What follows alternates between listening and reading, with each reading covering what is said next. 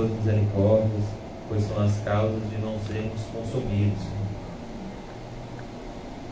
Senhor, nos ajude a confiarmos mais em Ti, a descansarmos mais em Ti e a não confiarmos na força do nosso braço, Senhor. O Senhor ensinou isso de forma tão amorosa ao teu amado discípulo Pedro, no episódio da pesca maravilhosa, Senhor. Quando ele pescou, tentou pescar, fez todo o seu esforço e não conseguiu pegar nenhum peixe, Senhor. Quando ele já estava frustrado, o Senhor disse a Pedro: Pedro, lança a rede ao mar. Pedro disse: Senhor, sobre a tua palavra eu lançarei as redes. E veio tantos peixes, Senhor, que faltou romper as redes. E o apóstolo Pedro se humilhou diante da santidade do Senhor e disse: Senhor, se afaste de mim, eu sou um homem pecador. O Senhor disse: Pedro, você será um pescador de homens. Nos ajude, Senhor, a entendermos o propósito da nossa vida, que é obedecer à tua voz e confiar no teu cuidado como nosso pastor, que deu a sua vida pelas suas ovelhas. Senhor Jesus, que o Senhor coloque temor nos nossos corações, pois o temor que vem de Ti é o princípio de toda a sabedoria. Tirando do nosso coração, da nossa mente, todo pensamento que não vem do Teu Santo Espírito, Senhor. Tudo que vem para nos atrapalhar, apaga, Senhor, da nossa mente e do nosso coração. E nos ajude a pensar em tudo que é puro, em tudo que é louvável, em tudo que é de boa fama, como está escrito na Tua palavra. Se alguma virtude há e se algum louvor existe, seja isso que ocupe o vosso pensamento. Que a nossa mente esteja no céu, Senhor. E que a esperança da salvação esteja sempre em nossos corações, não somente nas nossas vidas, mas na vida daqueles que aparentemente são impossíveis de serem alcançados pelo Evangelho. Mas nós acreditamos, Senhor, no que o Senhor disse, que para Deus nada, absolutamente nada, é impossível. Nada é impossível para Ti, Senhor. O homem mais perverso no mundo hoje, como era o caso de Manassés, somente com uma palavra pode ser regenerado e vivificado pelo poder do Espírito Santo. Por isso nós devemos sempre orar e confiar no lavar regenerador do Espírito Santo quando quer chamar eficazmente aqueles que são seus. Nada nem ninguém, Senhor, pode impedir essa obra de salvação de pecadores, essa obra que o Teu Evangelho tão maravilhoso faz naqueles que o Senhor escolheu para a salvação. Oramos para que essa obra seja eficaz, Senhor, nas nossas vidas. Não a parte de nós o Teu Santo Espírito, não a parte de nós, Senhor, a Tua Santa Presença. Restitui-nos, Senhor, a alegria da Tua salvação. Em nome de Jesus, Senhor, que nós te pedimos e te agradecemos. Em nome do Pai, do Filho e do Espírito Santo. Amém. E graças a Deus. Amém. Vamos abrir em Mateus 5. Mateus 5, 17.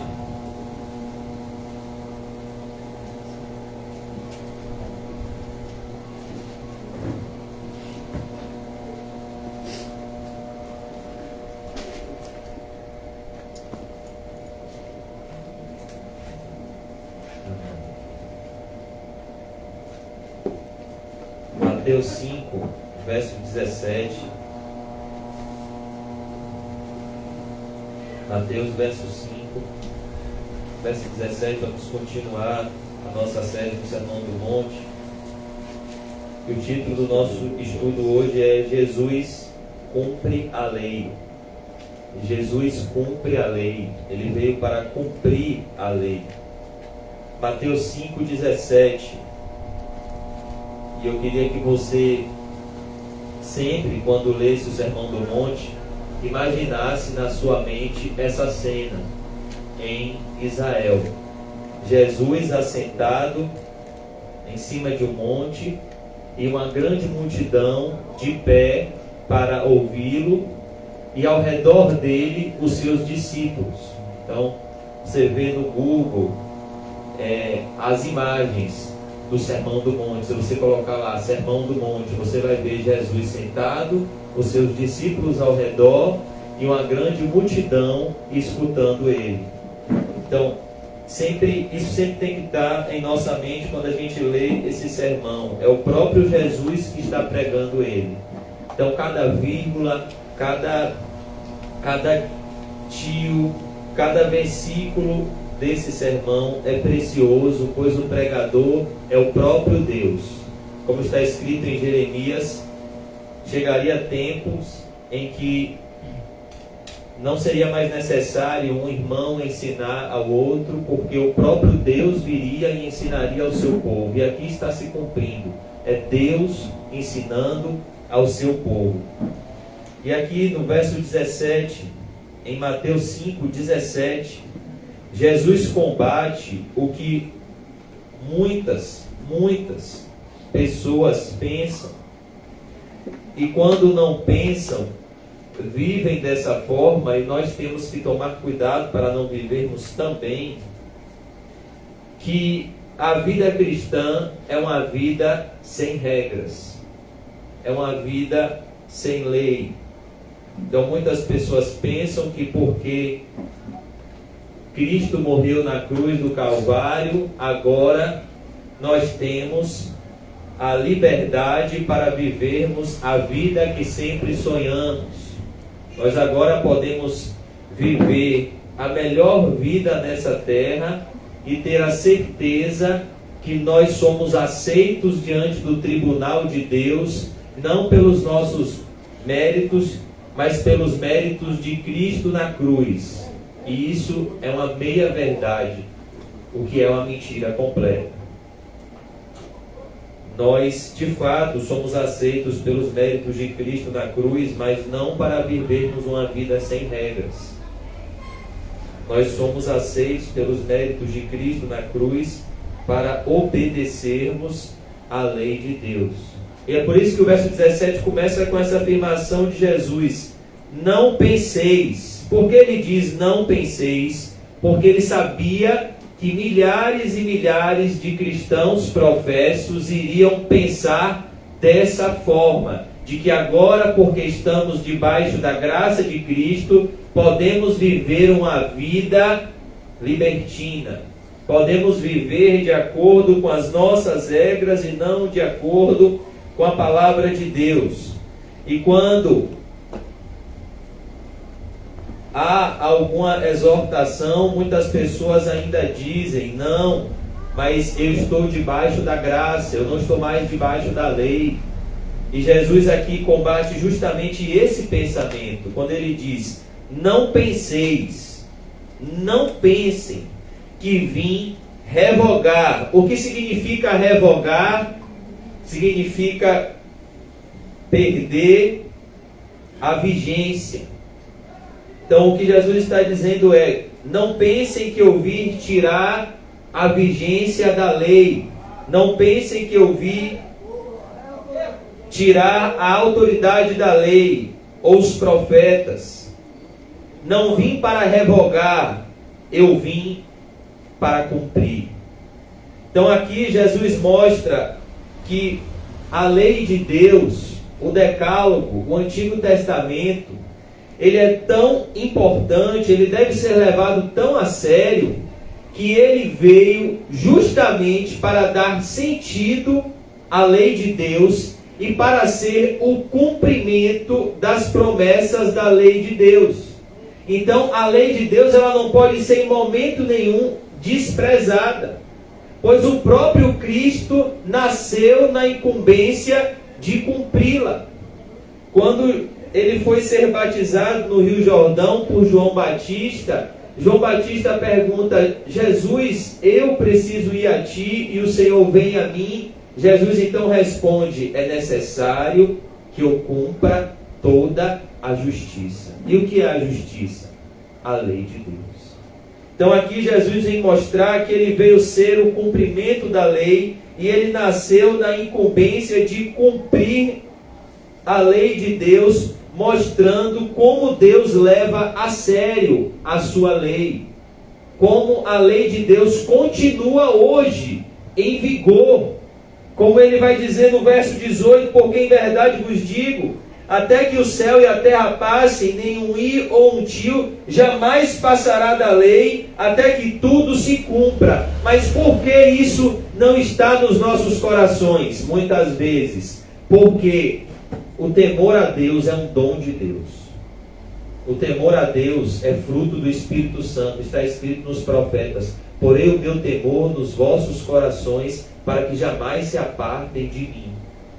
O temor a Deus é fruto da obra do Espírito no nosso coração. Porque sem o Espírito vivificando isso dentro de nós, se olharmos a vida através da perspectiva do que os nossos olhos veem, aparentemente a lei de Deus não está em vigor. Por quê? Porque nós vemos os ímpios pecando e não vemos Deus os punindo. É o que nós vemos no Salmo 73, é o que nós vemos no Salmo 37, é o que nós vemos, por exemplo, em Lucas 19, na vida daquele rico.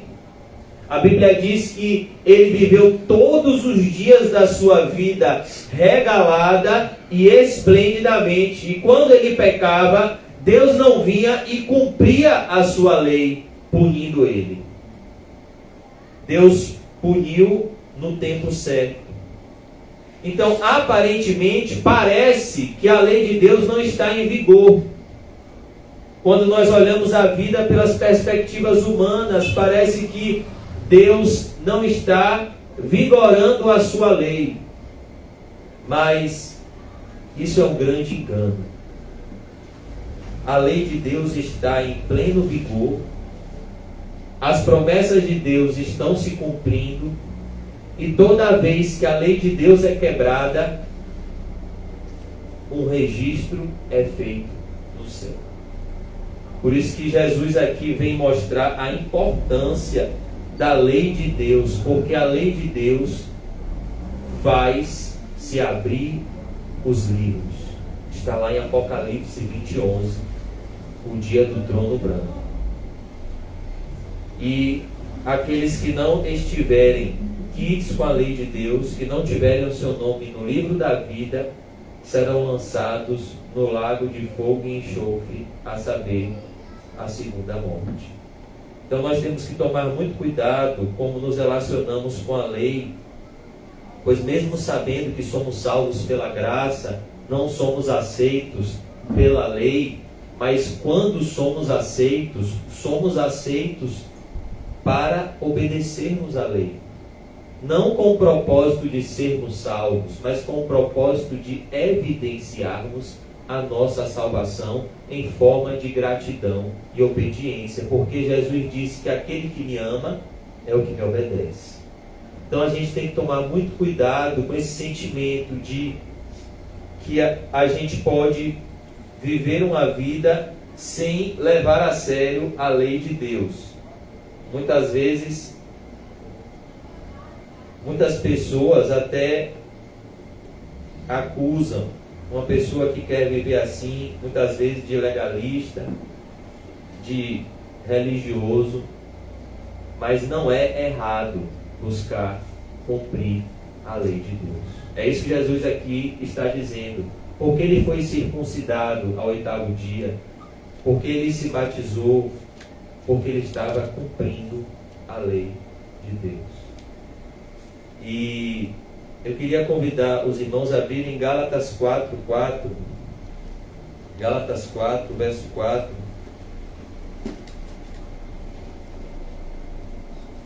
Gálatas 4:4. Nós vamos ver essa missão de Cristo maravilhosa em cumprir a lei.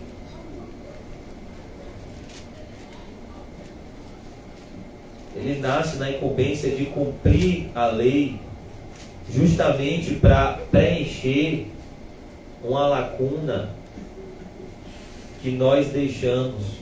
Ele cumpre a lei que nós quebramos e ele recebe o castigo da lei em nosso lugar na cruz do Calvário. Ele é o nosso substituto. Vindo, porém, à plenitude do tempo. O que é a plenitude do tempo? O momento exato, o momento mais oportuno. Então, no momento mais oportuno da história da humanidade, Jesus surgiu. Porque ele surgiu lá na Palestina. Por que ele foi filho de José, filho de Maria? Por que ele nasceu naquela época em que o Império Romano dominava o mundo e o mundo estava num período chamado de Pax Romana, onde não haviam guerras e as nações viviam debaixo de um acordo de paz, onde elas se subjugavam aos altos impostos de Roma e então havia paz. Por que Jesus nasceu nesse período da história? Porque esse período da história foi a plenitude do tempo. Foi o tempo certo que Deus escolheu para enviar o seu Filho ao mundo, para que ele nascesse de uma virgem pelo poder do Espírito Santo e cumprisse toda a lei de Deus que nós quebramos e recebesse todo o castigo da lei que nós merecemos receber. Deus enviou o seu Filho, nascido de mulher, nascido sob a lei. Ou seja, ele nasceu na incumbência de cumprir a lei. Ele não veio tirar o vigor da lei, ele veio cumprir. Vamos abrir em Êxodo 20, onde nós vemos essa lei que deve estar em nossos corações.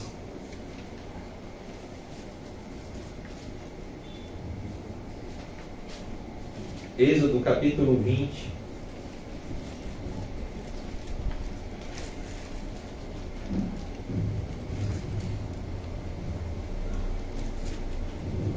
Temos aqui a lei de Deus.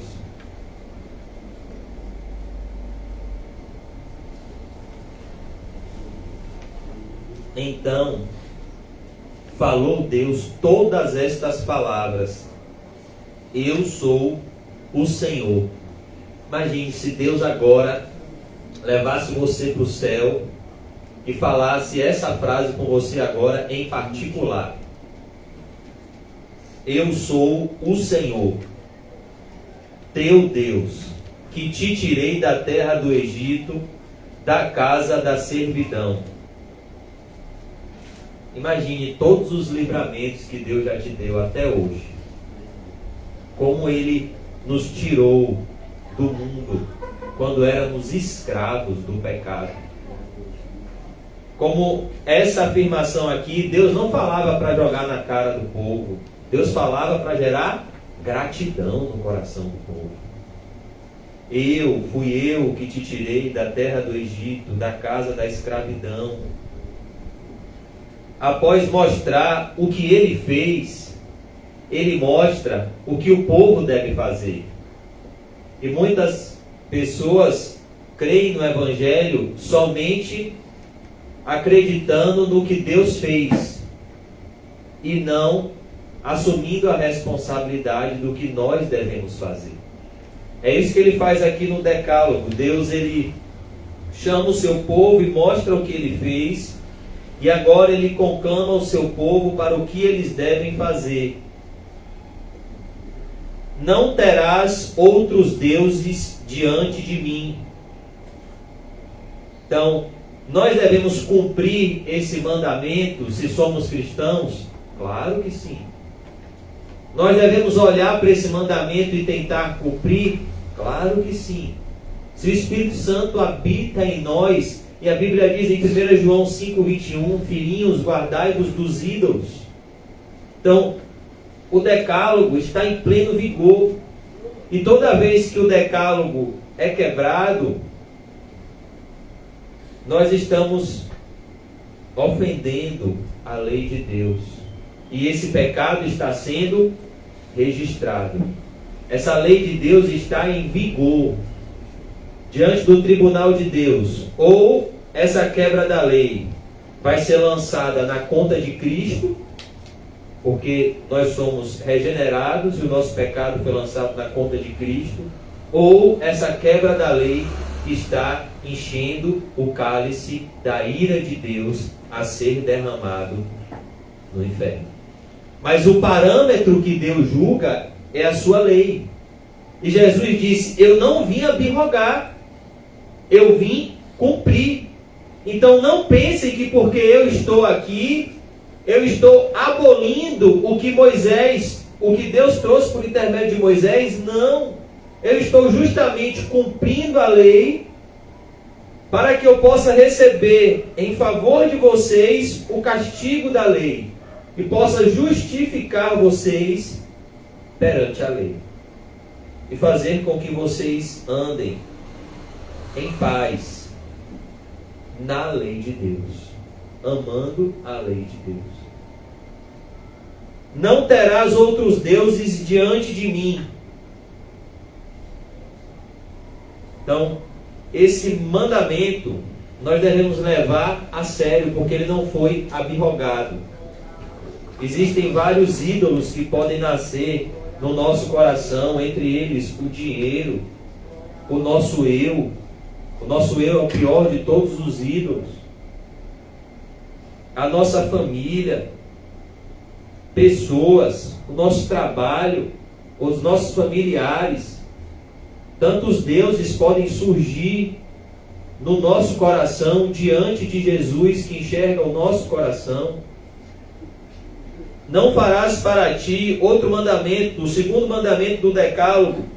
Não farás para ti imagem de escultura, nem semelhança alguma do que há em cima nos céus, nem embaixo da terra, nem nas águas debaixo da terra. Ou seja, não criem imagens de Deus, porque Deus é Espírito. E o que nós vemos os católicos fazendo? Inúmeras imagens.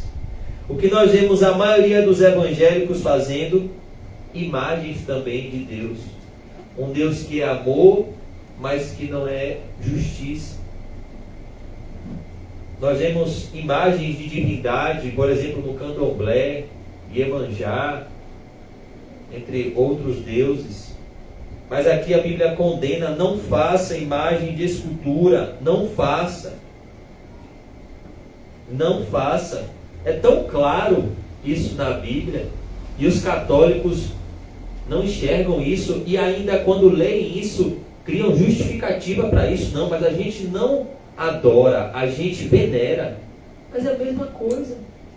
Adorar e venerar é a mesma coisa. Então aqui a Bíblia diz: não faça imagem de escultura, nem semelhança alguma do que há em cima nos céus, nem embaixo na terra, nem nas águas debaixo da terra.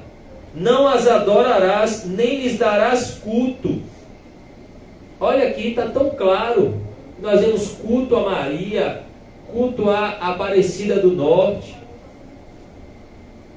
Nem lhes darás culto, porque eu, o Senhor teu Deus, Deus zeloso, que visito a iniquidade dos pais nos filhos, até a terceira e quarta geração daqueles que me aborrecem.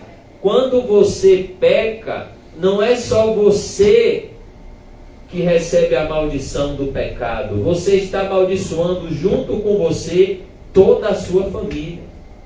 Não foi isso que aconteceu com Acã? O que é que o filho de Acã tinha a ver com o pecado de Acã? o fato de ser filho de Acã, só isso. O que é que a esposa de Acã tinha a ver com a ganância de Acã? Nada. O que é que os animais de Acã tinham a ver com a ganância de Acã? Nada. Mas Deus disse o quê? Traz Acã, sua esposa, seus filhos, seus animais e tudo que lhe pertence, extermine todos eles. Então perceba que a responsabilidade de um cristão é muito maior do que as responsabilidades terrenas. Ser um pai de família cristão não é colocar a comida na mesa, mas é trazer a presença de Deus para a mesa.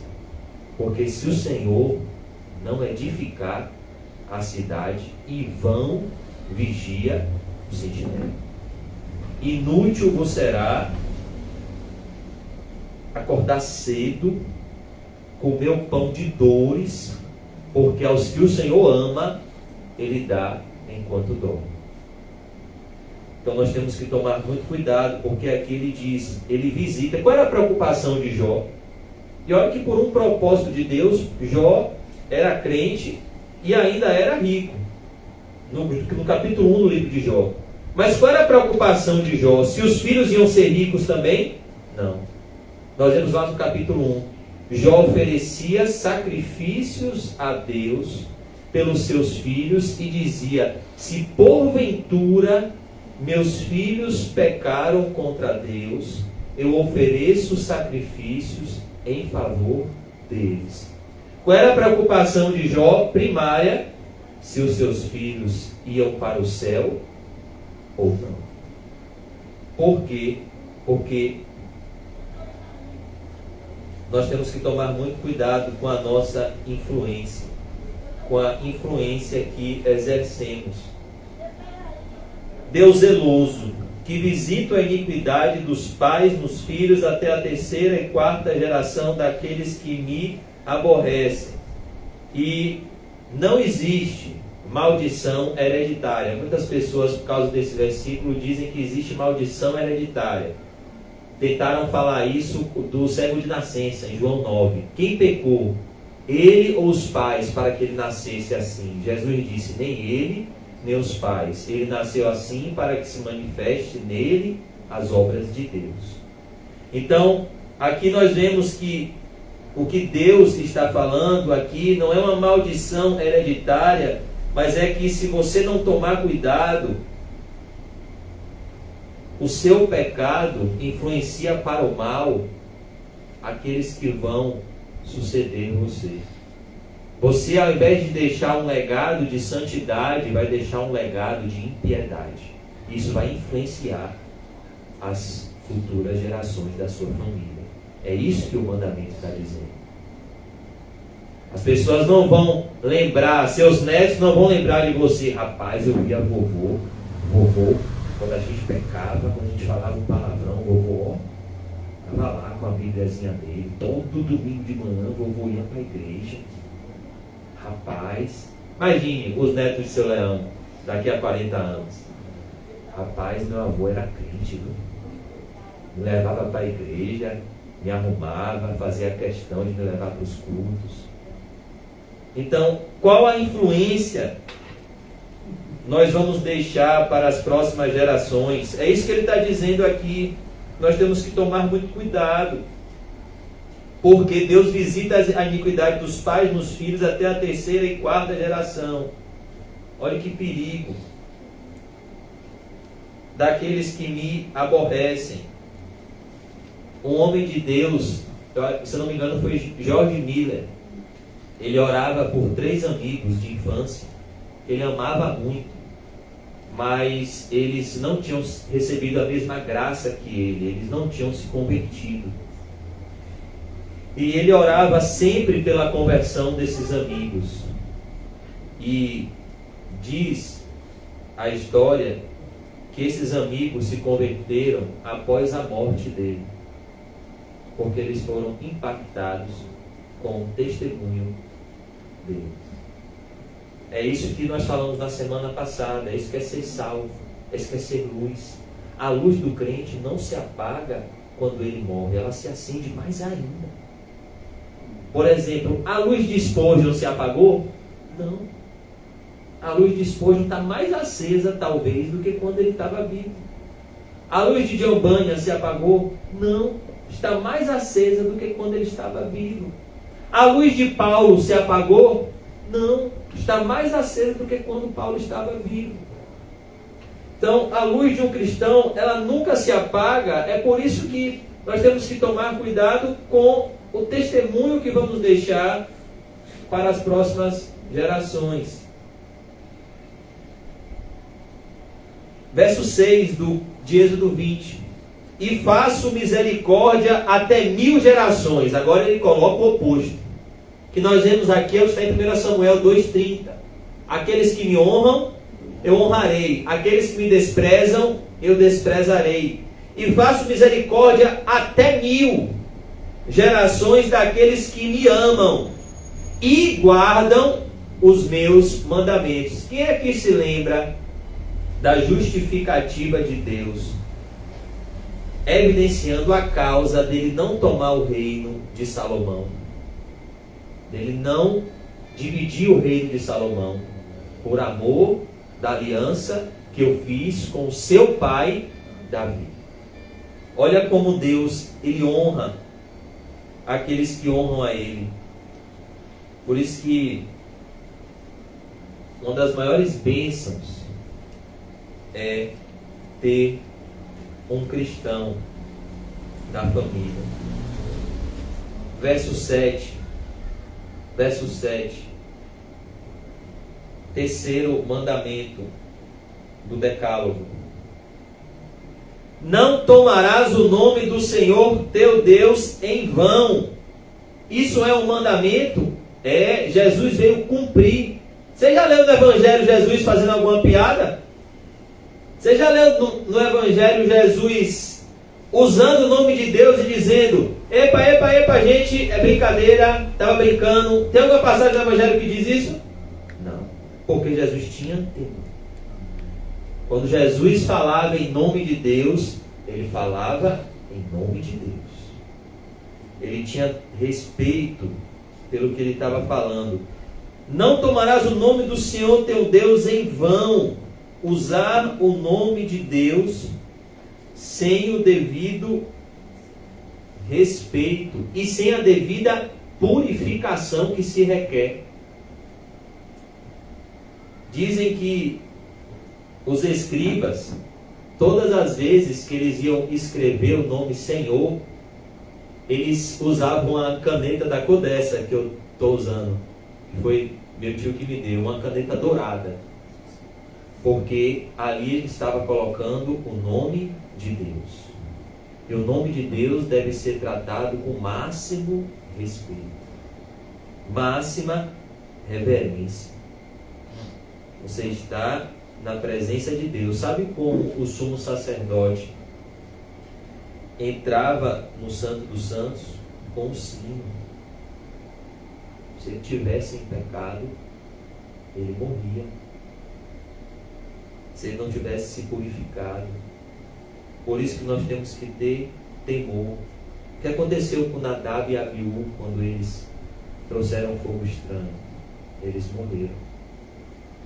O que aconteceu com Ofni e Finéias quando eles pensaram que somente a arca física iria protegê-los? Eles morreram.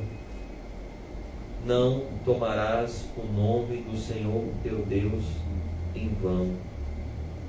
Em vão. Deus deve ser levado a sério com muita reverência.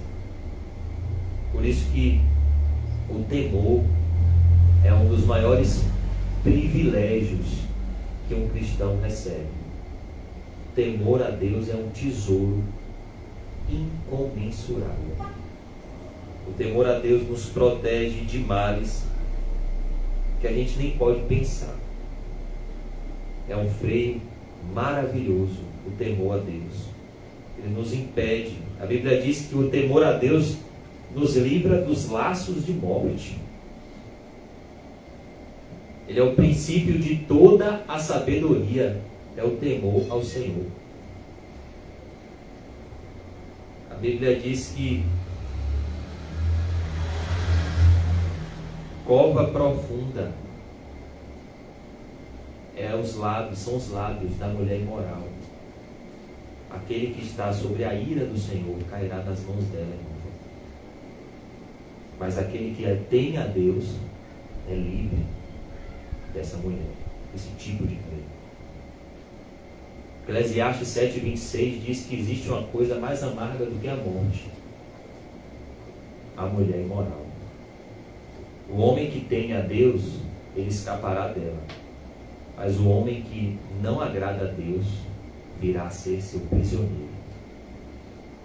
E isso é assustador.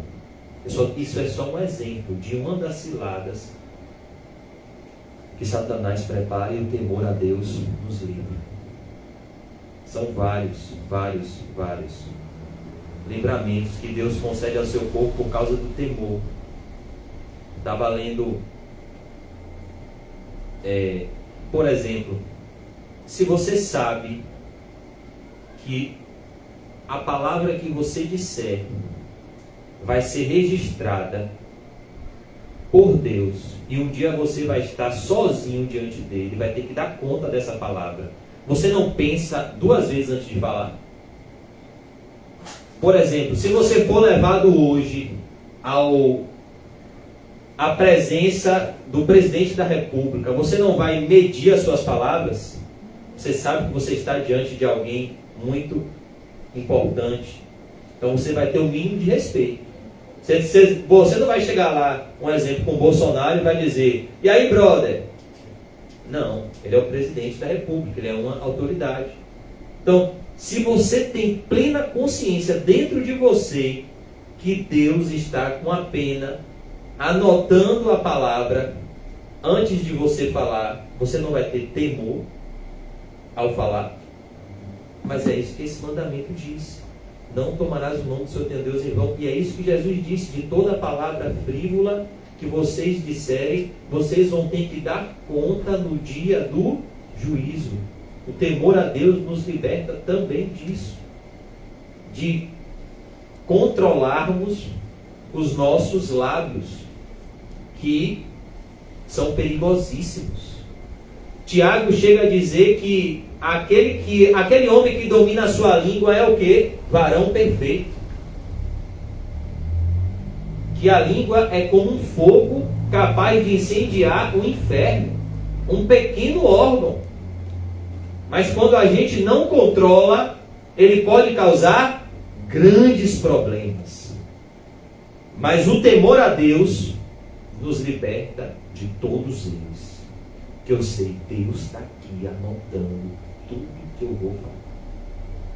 E isso dá o quê? Temor. É como o pastor sempre nos dá um exemplo de uma frase que ele já repetiu algumas vezes para algumas pessoas.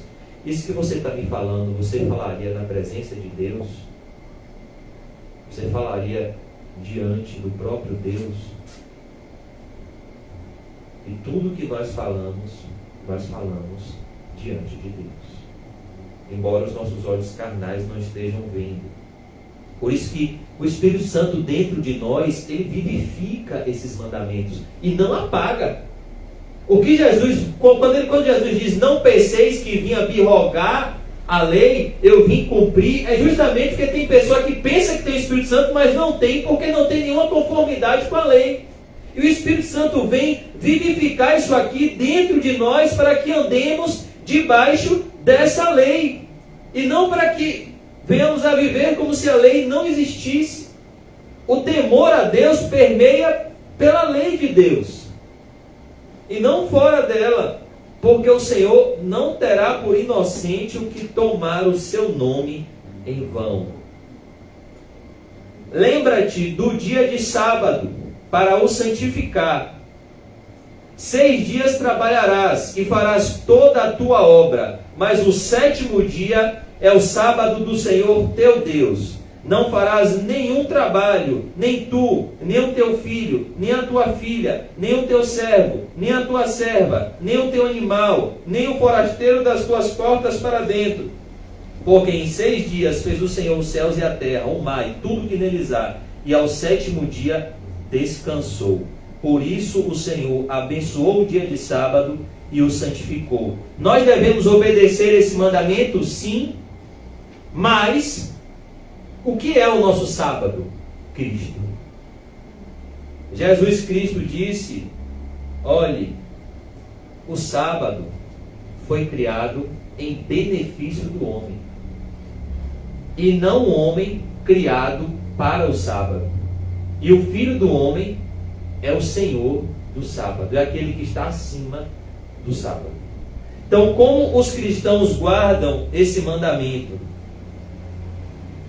Descansando em Cristo, sabendo que deve existir um momento do nosso dia, da nossa semana, em que nós temos que parar tudo, porque é isso que esse mandamento quer dizer. Deus parou tudo. Não que Deus se cansou e precisava descansar, mas para nos ensinar, no sexto dia, Ele concluiu a criação, e no sétimo dia, Ele ficou contemplando a beleza da criação. E viu Deus que era bom. Deus olhou para o sol e viu que era bom e ficou contemplando. Ele olhou para a lua e viu que era bom e ficou contemplando. Ele olhou para o jardim e viu que era bom e ficou contemplando. Ele olhou para os animais, viu que era bom e ficou contemplando. Ele olhou para Adão e Eva, viu que era bom e ficou contemplando. Ele olhou para todas as árvores, viu que era bom e ficou contemplando. Os céus, a terra. Deus ficou no sétimo dia contemplando a sua criação. E o povo de Deus precisa aprender a contemplar a beleza de Deus e desfrutar da comunhão com Deus, desfrutar do prazer da glória de Deus. Qual é o fim supremo do homem? Glorificar a Deus e se deleitar nele para sempre. Esse é o propósito desse mandamento, mostrar que existe um descanso para o povo de Deus e um deleite para o povo de Deus, não só no céu, mas aqui na terra, que é o acesso sempre oportuno ao trono da graça, aonde você encontra descanso, socorro, provisão, misericórdia, alívio no momento em que você recorre ao trono da graça. É o que tem lá em Hebreus 4:16. E você então descansa. Descansa. Como está no Salmo 46, verso 10. Aquietai-vos e sabei que eu sou Deus. Foi esse o princípio desse mandamento que Jesus quis ensinar a Marta e a Maria. Marta, Marta, você está preocupada e ansiosa com muitas coisas. Uma coisa só é importante, é necessária, na verdade. Maria escolheu a boa parte. Essa boa parte não lhe será tirada. O que foi que Maria escolheu? Contemplar os ensinos de Jesus. Descansar e confiar, como nós aprendemos ontem, no Salmo 23, no bom pastor que é Jesus. É assim que Maria estava. E é isso que esse mandamento nos ensina. Você precisa organizar o seu tempo de tal maneira que você tenha tempo para ter comunhão com Deus, para descansar em Deus, para que quando você vá fazer os seus afazeres, você faça os seus afazeres diários com Deus e não sem Ele. Que você faça como Enoque. Quando a Bíblia diz que Enoque andou com Deus, não é que Enoque andou com Deus como? Ele passava o dia lendo a Bíblia, ele fazia o quê? A gente não sabe, mas a Bíblia diz que Enoque tinha filhos e filhas. Enoque tinha obrigações, mas ele fazia todas elas com Deus. Isso a gente sabe, para a glória de Deus, se deleitando em Deus, tendo prazer em Deus. E com certeza a vida de Enoque era maravilhosa, porque ele descansava em Deus de tal forma que um dia Deus o tomou para si. Enoque viu a morte? Não. Deus levou Enoque para casa, porque ele descansava em Deus. O que é que a Bíblia diz em Isaías 64:4? que Deus trabalha em favor daquele que nele espera. Enquanto Enoque estava esperando em Deus, Deus estava fazendo o quê? Trabalhando ao favor de Enoque. E um dia, Deus fez o quê? Arrebatou Enoque. E até hoje ele está contemplando a glória de Deus. Então, esse mandamento aqui nos leva a confiar no Deus Criador e Provedor, e não na força do nosso braço. Porque o Deus que criou tudo e no sétimo dia descansou, diz que nós temos também que descansar nele e confiar nele, e não seguir os conselhos de Faraó, que diz que a gente tem que se acabar pelo pão que perece, quando nós temos um Deus que criou os céus e a terra. Verso 12. Outro mandamento do Decálogo, muito esquecido nos dias atuais. Honra teu pai e tua mãe. Amém? Esse mandamento ele deve ser cumprido, não? Deve? Com certeza. Honra. O que significa honrar? Tratar com distinção.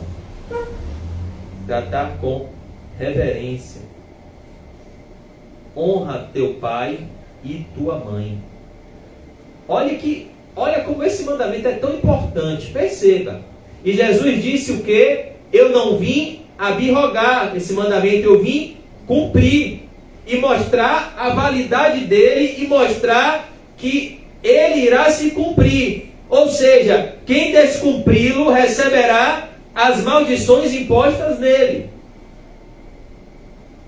Honra teu pai e tua mãe, para que se prolonguem os teus dias na terra. Olha que coisa, é por isso que esse é conhecido como o primeiro mandamento com promessa. Ele é seguido diretamente com a promessa de Deus aqui na terra.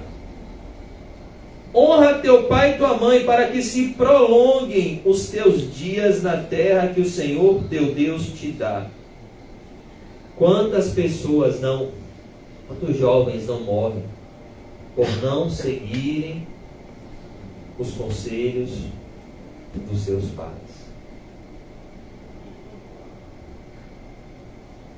Honra teu pai e tua mãe, para que se prolonguem os teus dias na terra que o Senhor teu Deus te dá.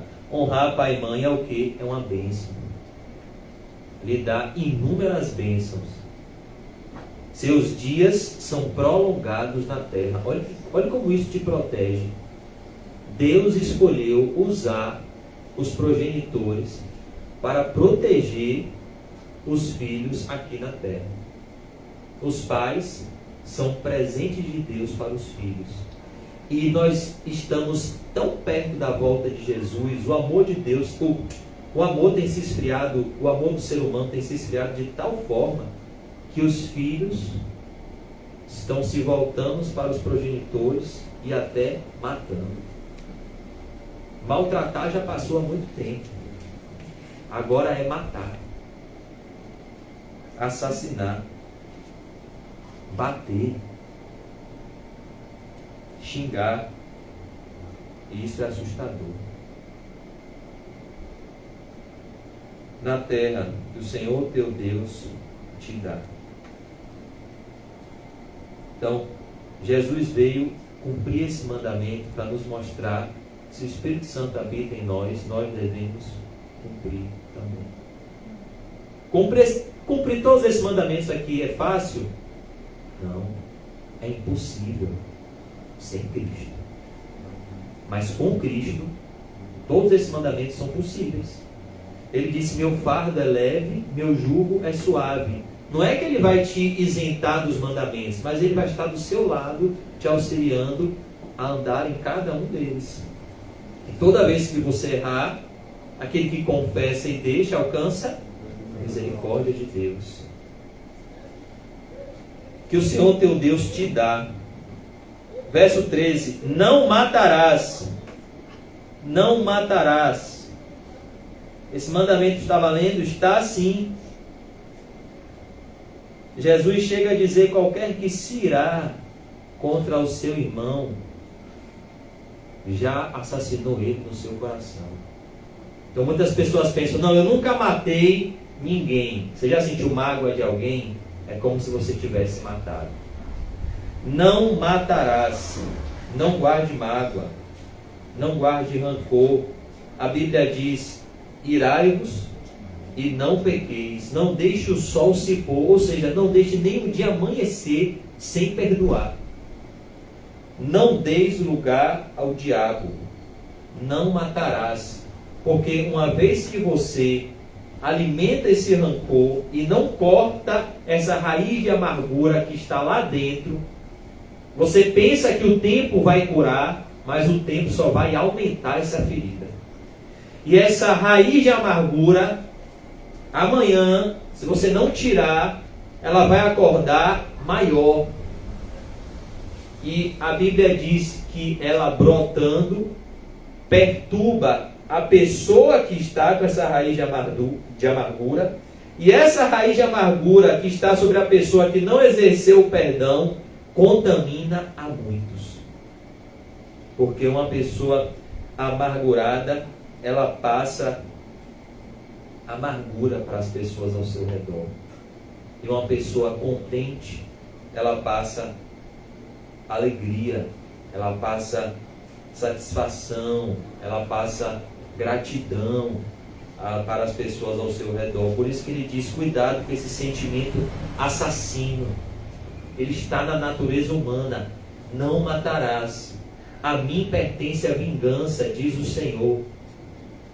Eu é que retribuirei. Se o seu inimigo tiver fome, dê de comer. Se o inimigo tem sede, dê de beber. Não fique com mágoa de ninguém. Não procure se vingar de ninguém com a sua própria justiça. Deixe que Deus faça tudo no tempo dele, na hora dele.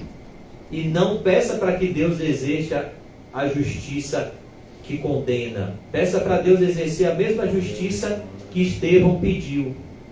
Pai, não impute sobre eles esse pecado. Estevão estava pedindo justiça, mas era uma justiça salvadora.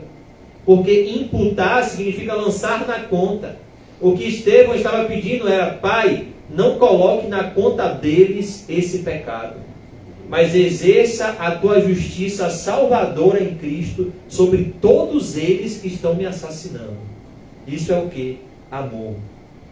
Não matarás. Não adulterarás. Não adulterarás. Esse mandamento continua valendo? Continua. Continua. A Bíblia diz: deixará o homem o seu pai e a sua mãe, e unir-se-á a sua mulher, e os dois serão uma só carne. E o adultério é o que? É a quebra de uma aliança. Entre o homem e a mulher? Não. Entre o ser humano e Deus. O casamento é uma aliança com Deus. Deixará o homem seu pai e sua mãe, unir-se-á a sua mulher, os dois serão uma só carne. Então o adultério é uma quebra de um voto feito na presença de Deus. O adultério não é a quebra somente de um voto feito com outra pessoa.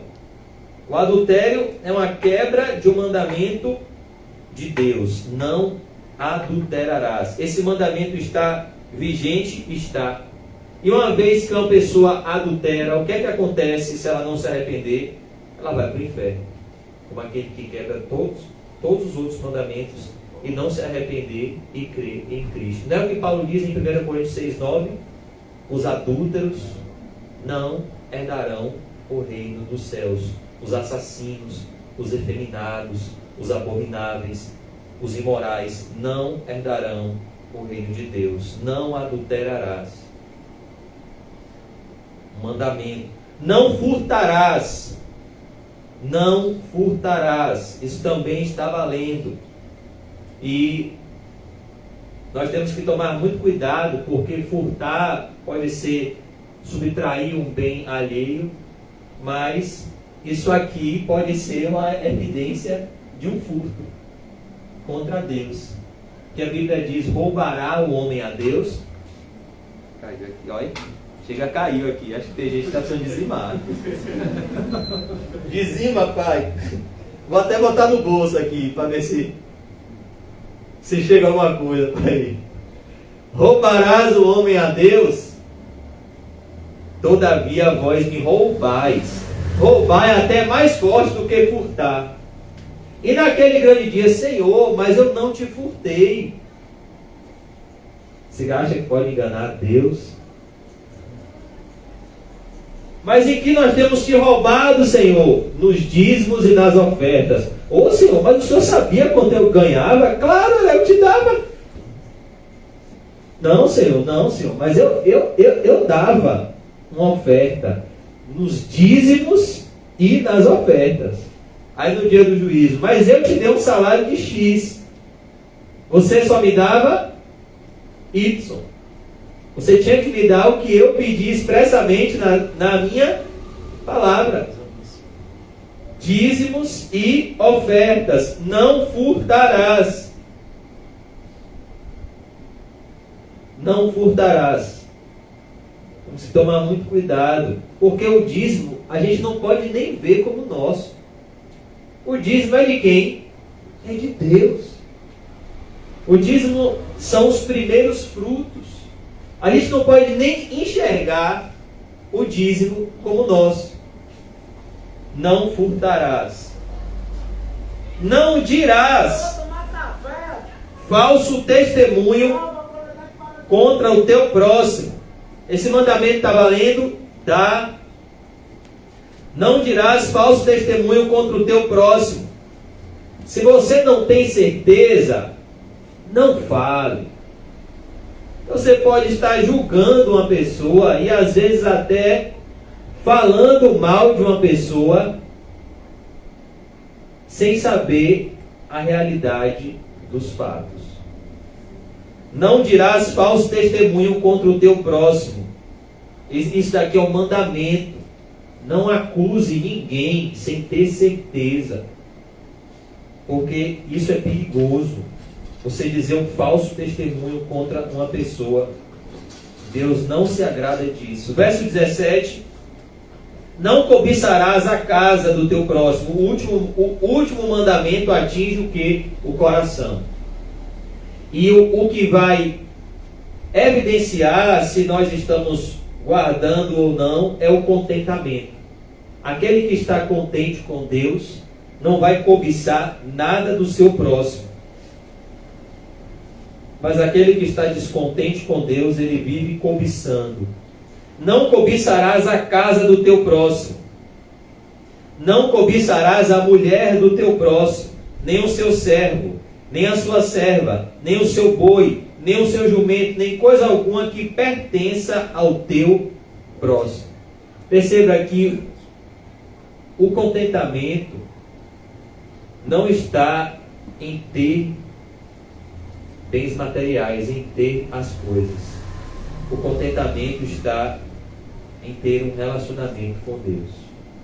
Porque nós vemos que as pessoas que mais cobiçam são as pessoas que mais têm. O pastor falou sobre isso no domingo. E as pessoas que mais vivem vida simples são as pessoas que menos têm. Deixando bem claro que o contentamento não está nos bens materiais. Não cobice nada do seu próximo, nada do seu próximo. Não cobice a casa do seu próximo, porque a casa do seu próximo não seria boa para você. A casa que é boa para você é a casa que Deus te deu. Ela é boa, ela é perfeita, ela é agradável. Não cobice a mulher do seu próximo, porque ela é do seu próximo. Ela não é, você não tem que nem olhar para ela. Por quê? Porque a mulher que Deus te deu, ou que Ele vai te dar, no futuro breve, ou no futuro distante, ou nunca, você vai se encontrar com Cristo e vai casar com Ele. Mas não cobice a mulher do seu próximo, porque a mulher do seu próximo não é sua. E ela nunca iria te satisfazer. Porque cada panela tem a sua tampa. O que significa isso? Deixará o homem seu pai e sua mãe iniciar a sua mulher. Existe uma mulher específica para cada homem e um homem específico para cada mulher no que tange ao casamento. E a mulher que Deus te deu, o marido que Deus te deu, é o cônjuge bom, perfeito e agradável. Amém. Então, você não tem motivo para cobiçar a mulher do seu próximo, nem o marido do seu próximo, porque isso para você seria uma tragédia. Não iria te satisfazer, seria um grande engano. Tudo que Deus nos dá é bom, perfeito e agradável. Nós vemos a tragédia que aconteceu na vida de Davi, quando ele cobiçou a mulher do seu próximo. Ele perdeu 4 filhos, ele perdeu a sua comunhão com Deus, ele perdeu a capacidade de construir o templo. Tantas bênçãos foram tiradas de Davi porque ele cobiçou uma mulher que não era dele. Isso é perigoso. Nem o seu servo. Tantas pessoas que fazem isso. Rapaz, fulano trabalha bem, eu acho que eu vou chamar ele para minha empresa. Ele faz tão bem a função dele na empresa de fulano, eu vou chamar ele, eu vou fazer uma proposta melhor para ele vir para a minha empresa. Não. Deus escolheu ele para trabalhar na empresa de fulano. Não inveje o funcionário de fulano. Se contente com aquilo que Deus te deu. Nem a sua serva, nem o seu boi. Aqui nós poderíamos acrescentar hoje, nem o seu carro,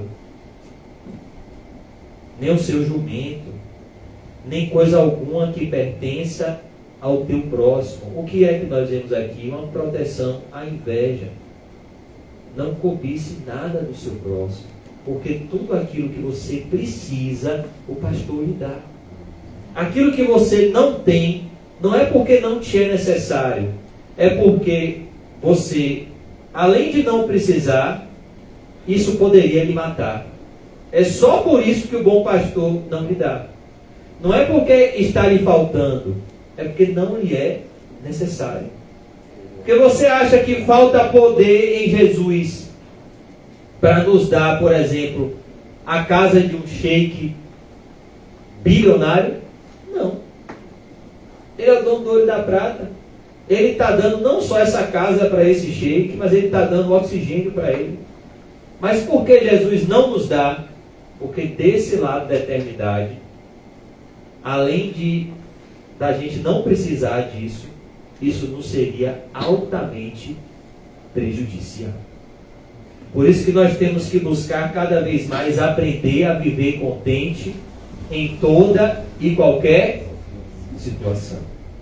A Bíblia diz: em tudo dai graças. Essa é a vontade de Deus para convosco em Cristo Jesus.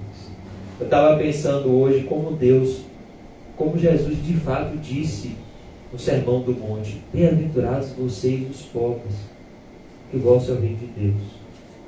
Como às vezes Deus nos protege com disciplinas, açoites e privações, como ele fez com Jacó.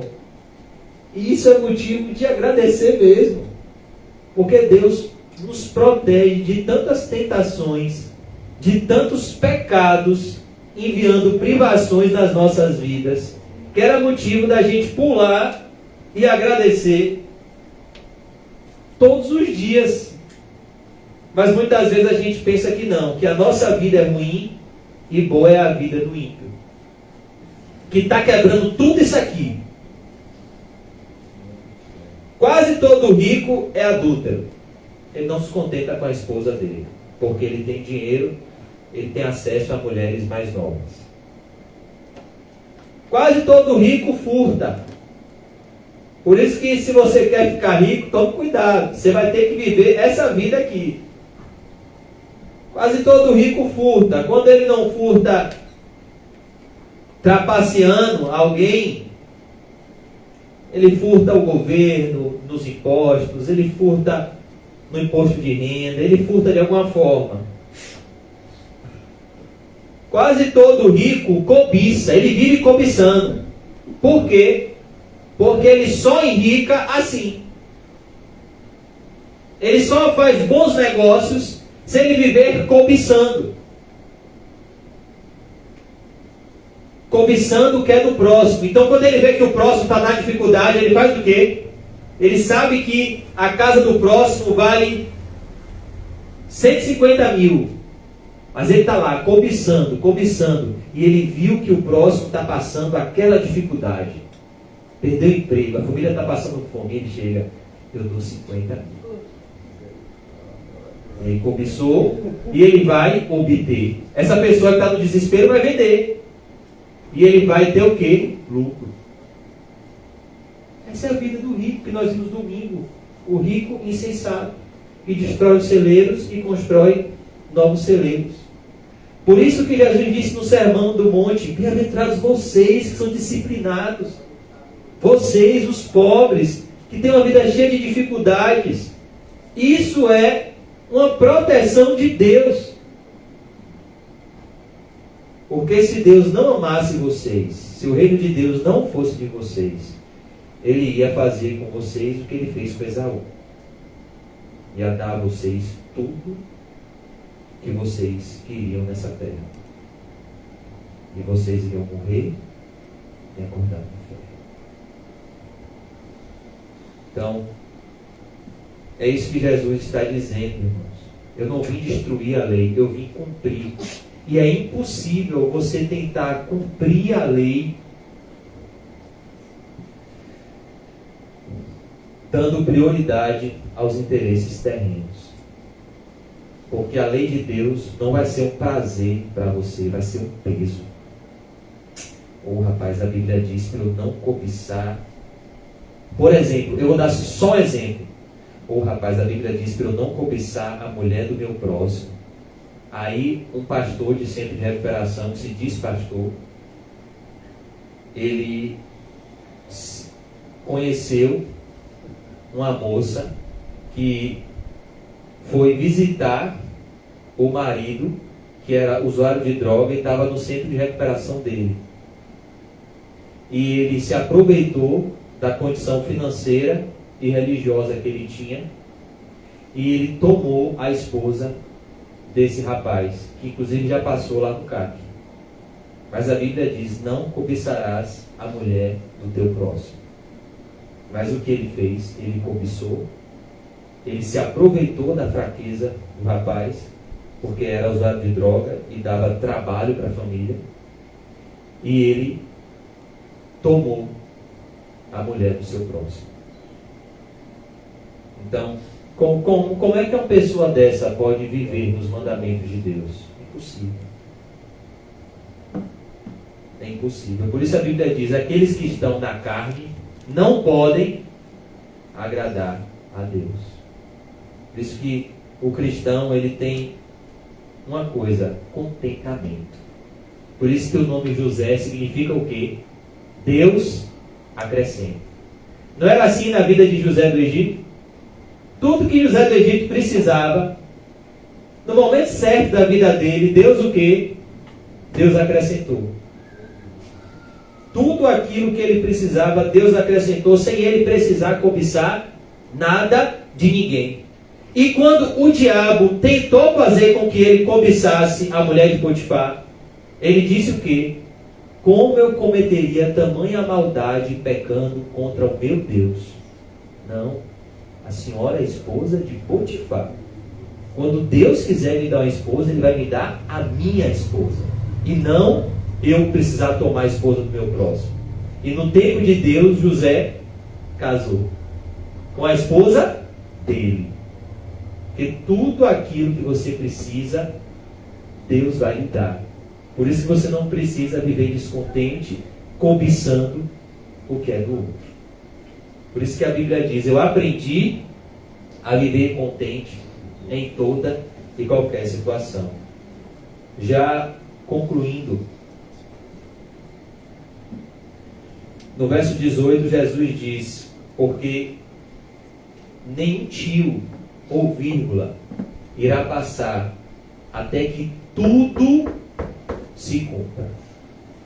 Então, Jesus disse: os céus e a terra vão passar, mas as minhas palavras não passarão.